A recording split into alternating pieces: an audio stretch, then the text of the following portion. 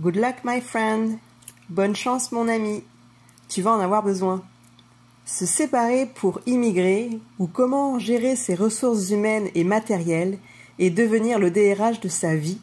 Bonjour et bienvenue, chère communauté francophone et francophile. S'il y a bien un champ lexical qu'on peut attribuer à un choix d'immigration, d'expatriation, de changement de province, c'est celui de la culpabilité.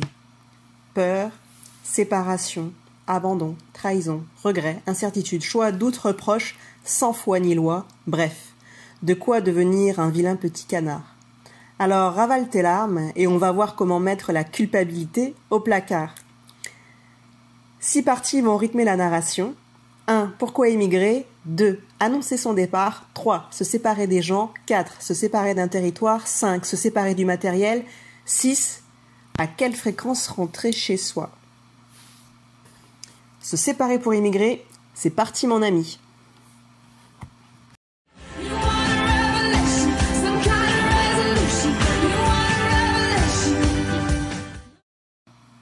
Partie 1. Pourquoi immigrer? Si on part du principe que tu n'es pas un réfugié de guerre ou climatique, pourquoi tu veux partir, quitter ta patrie, ta famille, tes amis, ton travail, et même la maison que tu viens de faire construire? Non, tu vas pas oser. Alors pourquoi tu veux quitter ta sécurité? Je sais qu'à cette question cruciale, pourquoi partir, tu vas répondre. C'est très simple. Je veux partir pour découvrir le monde, rencontrer des nouvelles personnes, contempler de nouveaux paysages, vivre une expérience hors norme. Non, c'est pas ça la réponse. En tant que grand idéaliste, tu veux partir pour fuir. Mais non, pas du tout. Qu'est-ce que tu peux être désagréable? Si, tu veux partir pour fuir ta réalité, comme des tensions familiales, une situation professionnelle sans avenir, une fatigue chronique, l'absence d'amour dans ton couple, un droit qui t'a été octroyé, un ras-le-bol généralisé, ou fuir tout simplement l'ennui.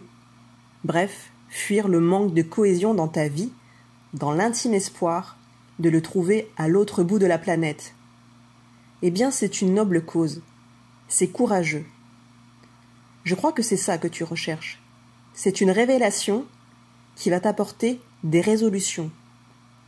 Alors je peux te garantir que tu partes 3 mois ou 3 ans ou 30 ans, des révélations tu vas en avoir. Elles s'accompagneront bien souvent par des résolutions aussi. Néanmoins, j'attire ton attention sur le fait que peut-être tu as simplement besoin de vacances. Alors, avant de tout claquer, réfléchis peut-être à ça. Peut-être que tu as besoin d'organiser un voyage de 6 mois, 1 an à l'étranger pour prendre l'air, et peut-être qu'à l'issue de ce voyage, tu sauras si vraiment tu as besoin de partir dans un autre pays pour y poser tes valises définitivement ou presque. T'es entré dans ma vie, oh ma liberté chérie. La vie c'est des envies, l'envie avant les envies.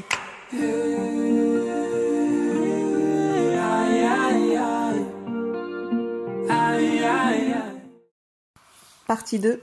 Annoncer son départ. La vie, c'est des envies, l'envie avant les avis. Tout est dit. Je vais te poser une question. Est-ce que tu es l'infirmier professionnel de ta famille? Est-ce que tu as des membres de ta famille sous tutelle?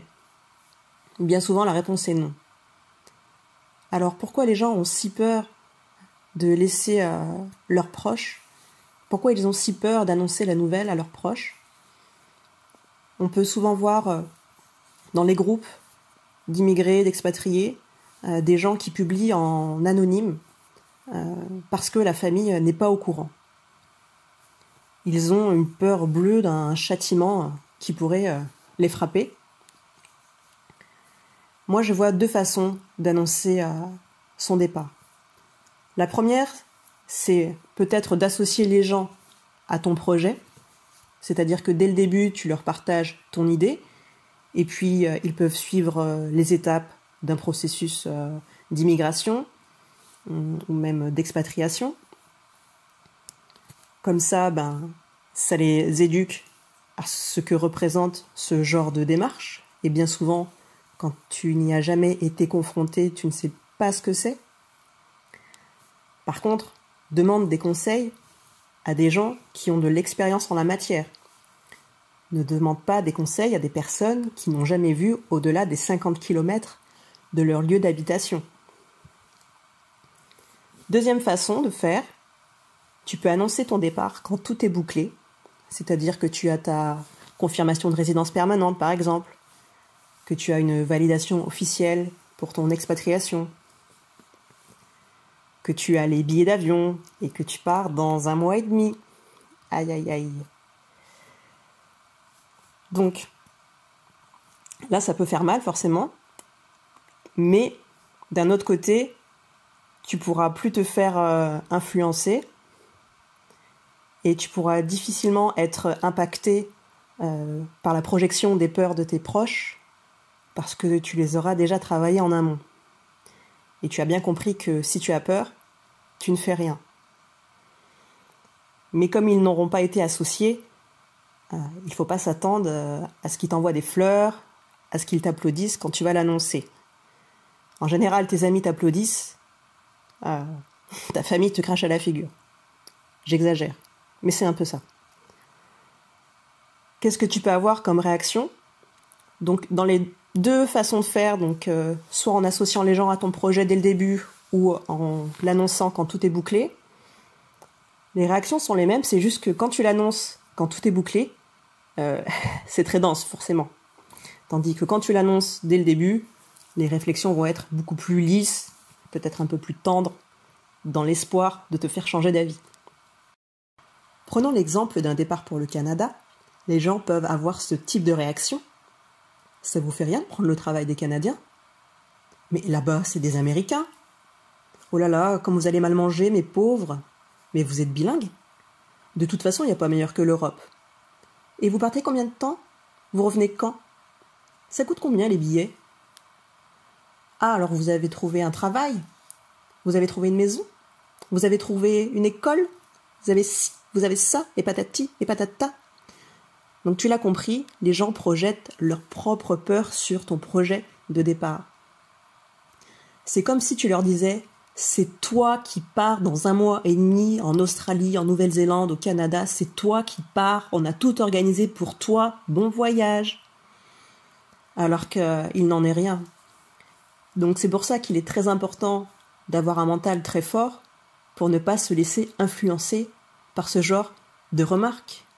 Il faut simplement les accueillir, prendre le temps d'expliquer aux gens, parce que bien souvent c'est le manque de connaissances qui crée toutes ces peurs. Et aussi, certainement, un petit brin de jalousie derrière. Également, pour les gens, ils ne conçoivent pas que tu puisses partir sans sécurité dans le pays qui t'attend. Comment tu peux partir sans avoir de travail ? Comment tu peux partir sans avoir trouvé une école ? Comment tu peux partir sans avoir de maison ?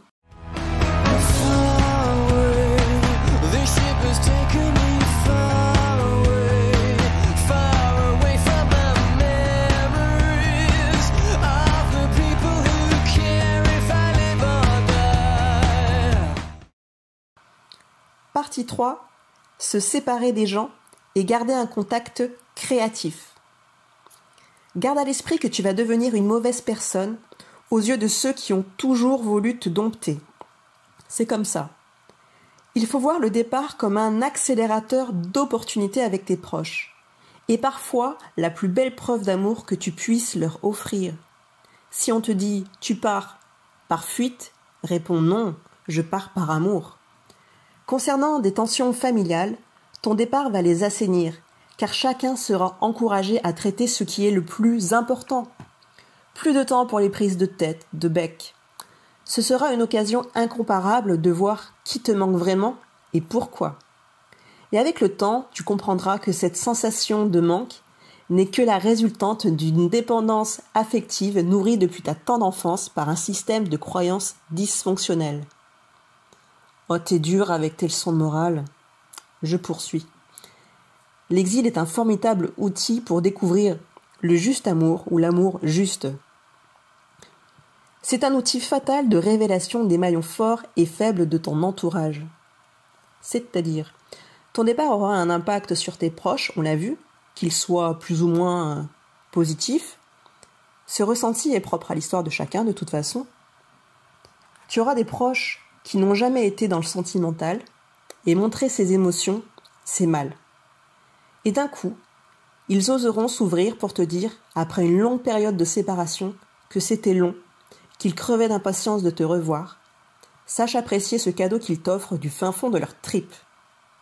Dans un autre style, ton départ va révéler les chevaux de Troie de ta chère et tendre famille. J'entends là les pervers narcissiques. Comment ? Parce que certains vont oser parler, comprenant qu'ils n'auront pas toute la vie pour te faire des révélations. Ça deviendra tellement urgent pour eux qu'ils prieront Jésus tous les jours afin qu'il leur donne l'opportunité de te parler.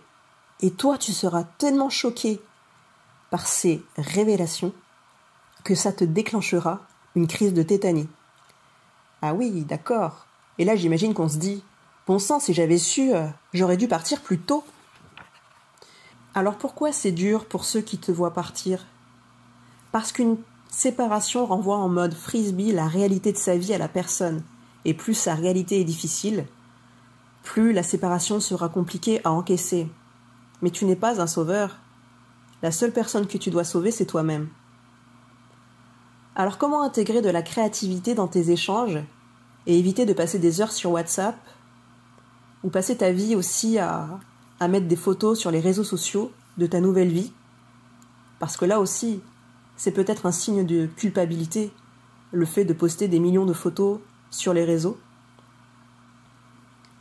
Je t'invite à mettre de la créativité avec tes proches. Par exemple, tu as un grand-parent qui est un bon orateur, mais tu peux pas l'avoir 2 heures au téléphone, 2 heures en visio. Tu as vraiment beaucoup d'autres choses à faire, comme sauver ta peau. Et peut-être que cette personne d'elle-même, elle va être poussée à inventer une nouvelle façon de garder le contact. Par exemple, si tu as des enfants, elle va peut-être créer des petits podcasts, des petites histoires qu'elle enverra pour les enfants. Et ça va être vraiment peut-être un moteur, un fil rouge durant toute cette période de séparation.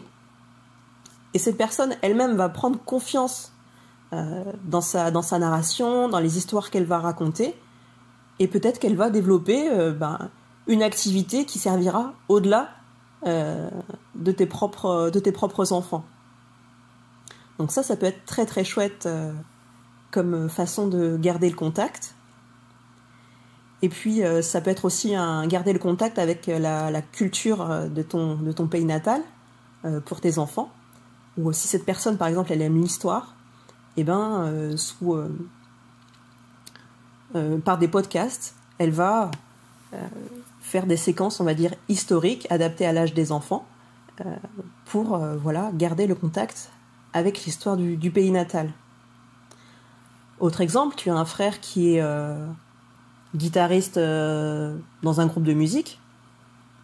Et bien peut-être qu'au lieu de payer des cours de guitare à tes enfants, de lui-même, cette personne va créer des petits tutos et te les enverra. Et alors qu'en étant dans le même pays, ce genre de choses ne se serait jamais passé. La seule relation que tu pouvais avoir avec tes frères et sœurs, c'était partager des repas interminables lors des fêtes de famille. Et là, il y a vraiment un lien créatif qui peut se mettre en place par ces tutos de cours de guitare, de flûte. En fait, il faut prendre le meilleur de chacun et passer à l'acte, en fait. Donc, voilà. Et tout le monde a un talent caché, ça peut être le dessin. Enfin, il y a plein de choses qui peuvent être créées comme ça, que tu n'aurais jamais osé penser à faire en restant dans ton pays. Round my hometown, memories of phrase. Round my hometown, ooh, the people I've made, all the wonders of my world. Partie 4, se séparer d'un territoire. Merci Adèle pour ce bel hommage à sa ville d'où l'on vient. Parfois, Il peut être plus complexe et douloureux de se séparer d'un territoire que de l'humain, car contrairement à l'humain, le territoire, tu ne pourras plus le pratiquer, tu ne pourras plus pratiquer son patrimoine paysager, son patrimoine culturel, son terroir. Et aussi, pour certaines personnes, cette séparation du territoire peut être douloureuse si toi-même tu es l'héritier d'une famille d'immigrés où tes proches ont dû renoncer à leur nationalité d'origine pour avoir celle de leur pays d'adoption. En voilà une autre de révélation. Elles ont dû en quelque sorte abandonner qui elles étaient, merci la Convention de Strasbourg, en plus d'abandonner leurs proches. Donc si tu as du mal à quitter ton territoire, regarde un petit peu ce qui s'est passé au niveau de tes ancêtres, quels mouvements ils ont dû effectuer et dans quelles conditions. Et peut-être que toi, tu comprendras mieux pourquoi cette séparation est lourde et douloureuse. Et tout au long de cette vie d'effort, tes proches qui ont réussi à offrir à leur descendance une meilleure vie où le manque n'existe plus, alors qu'avant ils vivaient sur un tas de terre dans leur pays natal, et toi, avec ton projet d'immigration, tu balayes tout cet effort générationnel d'un revers de main. C'est insolent. Alors pour tous ceux qui ont du mal avec la séparation du territoire, écoute les mots qui vont suivre, peut-être que ça t'aidera à retrouver le moral. Je pense que ton territoire, tu l'emmènes avec toi, dans tes bagages. Et je pense qu'on n'incarne jamais autant sa nationalité qu'en étant à l'étranger. J'entends ici que, à mon sens, tu ne seras jamais autant béninois, luxembourgeois, québécois, suisse, algérien, français, etc., qu'en étant à l'étranger. Il faut savoir que tu emmènes dans tes bagages tous les stéréotypes et les clichés qui construisent ton territoire dans l'inconscient collectif des habitants de ton pays d'adoption. Donc ça, je pense que c'est important d'en avoir conscience et il faut, dès que tu arrives, un peu prendre la température de ça pour savoir ce que tu représentes dans l'inconscient collectif. Certes, ce n'est pas totalement vrai, ce qui va être dégagé, mais il y a toujours une part de vérité dans un stéréotype. Donc si on te dit, ben oui, les gens de ta nationalité, ils sont secs, arrogants, têtus, sarcastiques, tu vas te dire dans un premier temps, oh c'est dur quand même. Et puis quand tu vas y réfléchir à deux fois, surtout quand tu vas côtoyer les habitants de ton pays d'adoption comme les Canadiens, tu vas dire, ah oui c'est vrai que je représente tout ça, comparé à eux, je suis sarcastique, sèche, et tout ce que tu veux. Donc c'est important d'en avoir conscience. Donc là, c'est plutôt le caractère. Tu vas porter le caractère des habitants de ton pays. Mais tu vas aussi porter avec toi tout l'imaginaire, on va dire plutôt là, touristique, culturel de ton pays d'origine. Donc ça, c'est aussi très sympa parce que tu vois dans l'imaginaire des gens ce que peut représenter l'Europe, l'Afrique francophone. Et c'est très intéressant. Et puis tu vois vraiment qu'il y a beaucoup de clichés et il faut être fier en fait de ce que représente ton pays à l'étranger parce que bien souvent il y a beaucoup de choses positives. Donc voilà pour ça. Et aussi dans la séparation avec le territoire, on peut être créatif. Alors la création des fois elle vient à toi sans rien que tu ne demandes. Par exemple, tu as une personne de ton territoire qui va débarquer dans ce pays d'adoption, tu n'étais pas au courant, elle va venir passer 2 ans ici. C'est un ami d'enfance et voilà, il débarque ici, faire par exemple un permis vacances-travail. T'avais personne et puis ça devient un membre de ta famille qui est pas très loin et tu construis quelque chose à partir de lui et du territoire.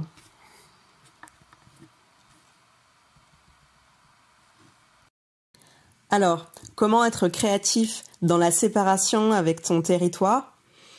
Eh bien, tu peux essayer de créer un réseau entre ton territoire d'adoption et ton territoire de naissance ou celui où tu as vécu, que tu aimes.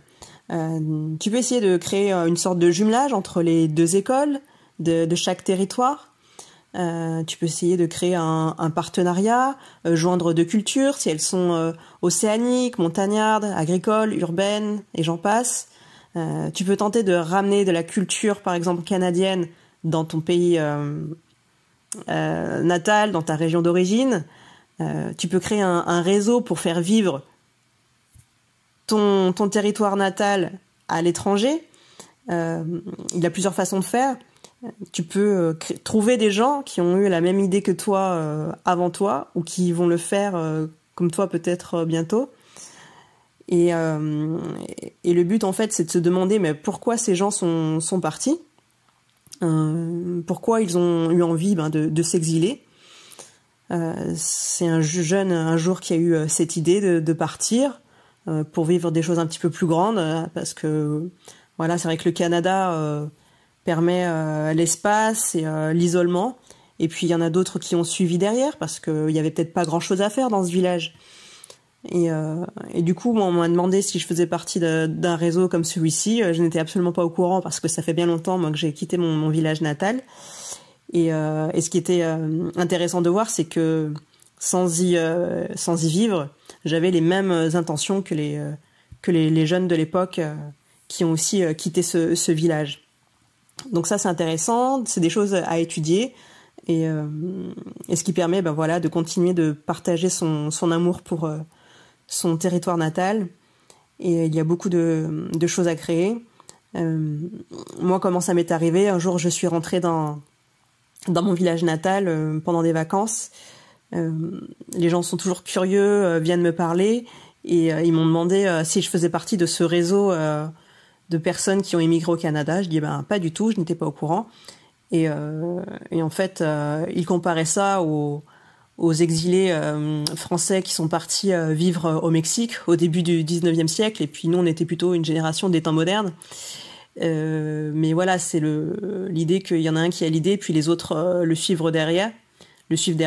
Et en fait, il y a quelque chose à créer, donc tu peux t'amuser à retrouver les gens qui sont partis.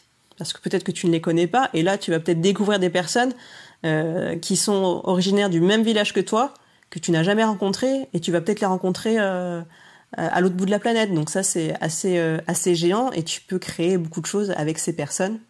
Donc les idées sont infinies, mais c'est pour te montrer qu'il y a plein de façons, plein de facettes pour continuer de faire vivre ton territoire à l'étranger.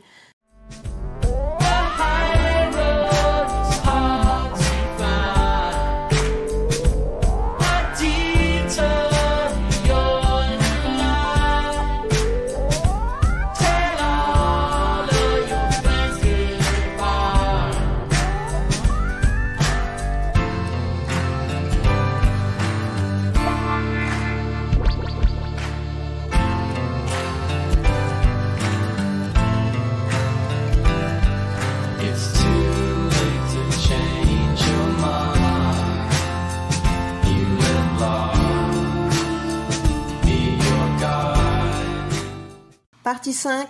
Se séparer du matériel. Laisse la perte être ton guide. Alors pour certains, se séparer de l'humain, pas de problème. Se séparer d'un territoire, c'est facile. Mais alors se séparer du matériel, c'est compliqué. Bon, on l'a tous fait.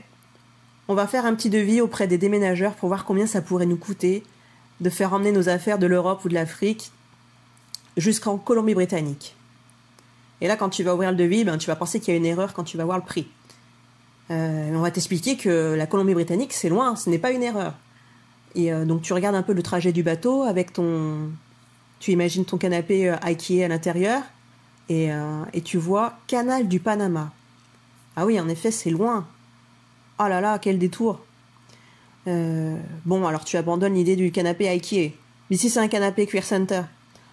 Ah mais écoute, je te réponds, le plus dur dans la vie, c'est de faire des choix. Bon, attends. Les déménageurs ont une autre solution, un petit peu moins chère. C'est qu'ils t'emmènent tes affaires jusqu'à Montréal, et après, tu loues un camion, et puis tu les ramènes jusqu'à Vancouver. Ah d'accord, intéressant. Donc toi, tu ouvres Google Maps, Montréal, Vancouver. 4581 km, 48 heures de route. Allez, on laisse tomber le container. Tu vas pas échapper au fameux start from scratch. C'est-à-dire, tu pars du début. Donc tu vas peut-être venir avec une valise en soute par personne, plus une valise en soute en extra, un bagage cabine par personne et un sac à dos, et c'est tout. Donc après, quand tu arrives, il y a deux types de personnes. Il y a les personnes qui n'hésitent pas à tout racheter, tous les meubles, sur les sites internet comme Craigslist ou sur Messenger. Non, pas sur Messenger, sur Marketplace. Et ils rachètent tout parce qu'ils ont tout vendu. Ou alors, il y a aussi le cas où tu as tout vendu, mais tu as été tellement traumatisé par la séparation de tout ton matériel que tu loues que des maisons meublées parce que t'as pas le courage de tout racheter. Et puis aussi parce que t'es pas stable. Également, quelque chose qui peut te rassurer, c'est qu'en tout cas au Canada, il y a beaucoup de thrift stores, donc beaucoup de magasins d'occasion. C'est vraiment énorme avec beaucoup de matériel, beaucoup de meubles. Donc ne sois pas tellement effrayé par rapport à ça. Tu vas trouver facilement de quoi te meubler à des prix très intéressants. Également pour les vêtements, tu vas pouvoir trouver des vêtements souvent de qualité d'occasion. Donc voilà, ne prends vraiment que ce qui est, on va dire, sentimental, comme, je sais pas, des photos, des choses vraiment que tu pourras pas retrouver dans ton pays d'adoption.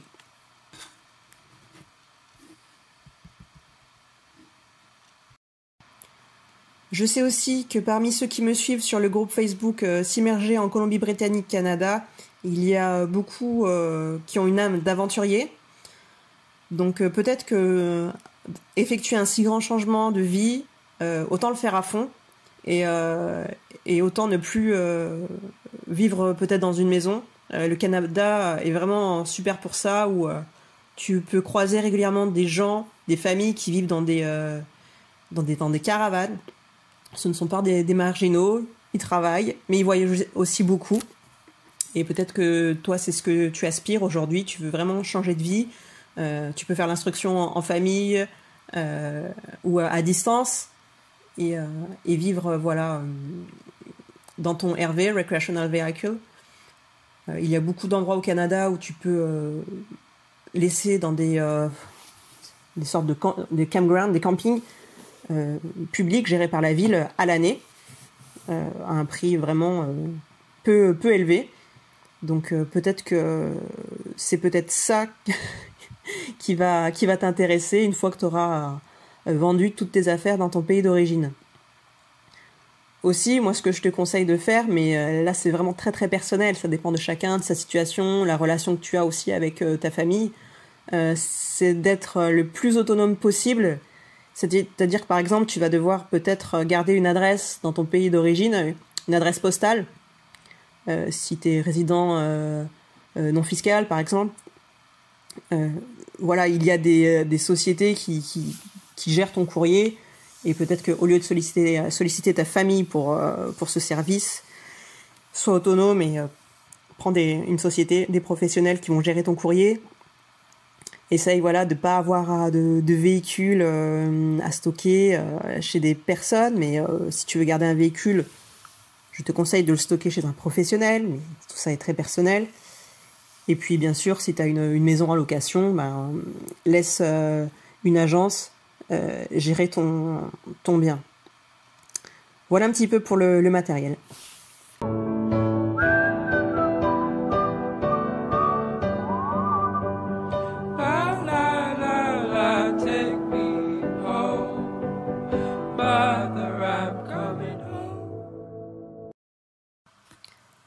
Partie 6 et dernière partie, à quelle fréquence rentrer ?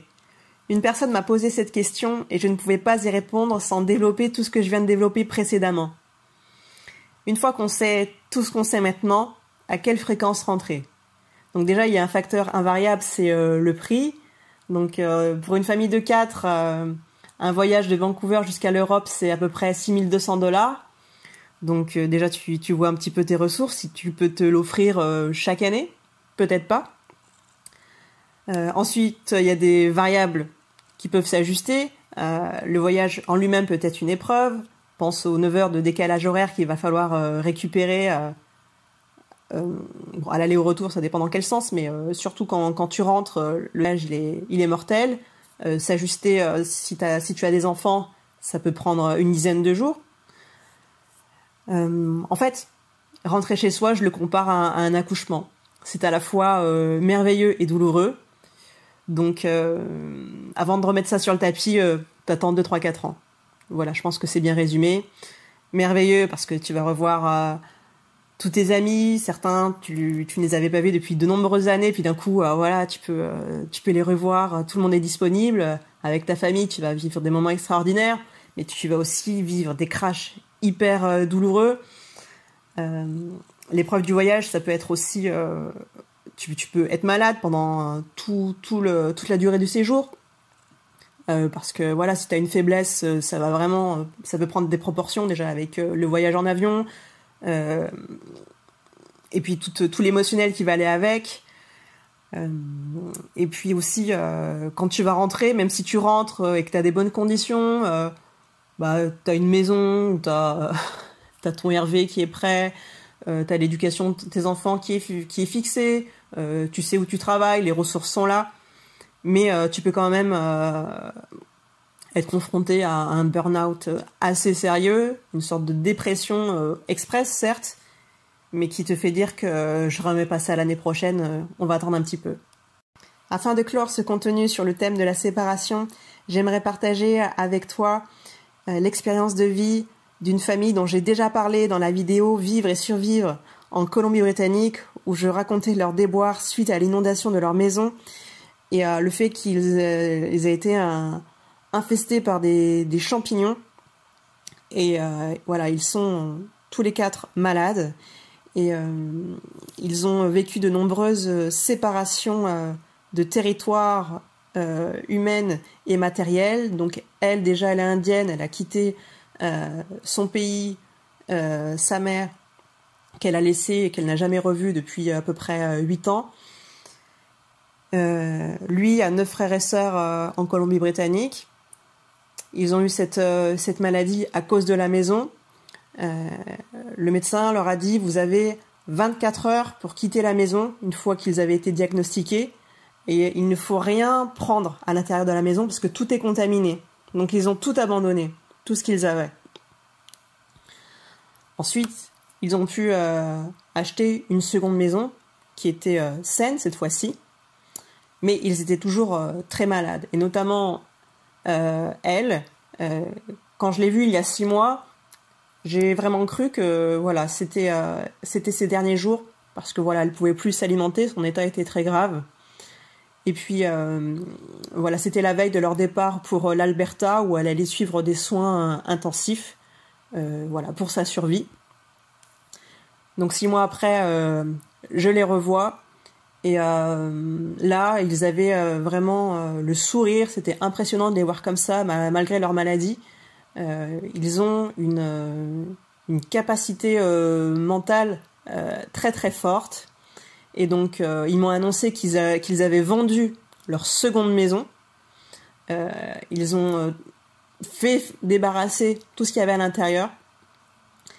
Et le médecin lui a dit, comme elle a la peau noire, pour qu'elle puisse survivre, il faut qu'elle soit dans un territoire ensoleillé, dont sa peau a besoin, donc de la vitamine D en permanence. Donc voilà, ils m'ont annoncé qu'ils partaient vivre au Mexique. Et elle, qui a fait ses études dans le tourisme, qui a toujours adoré voyager, elle avait la banane.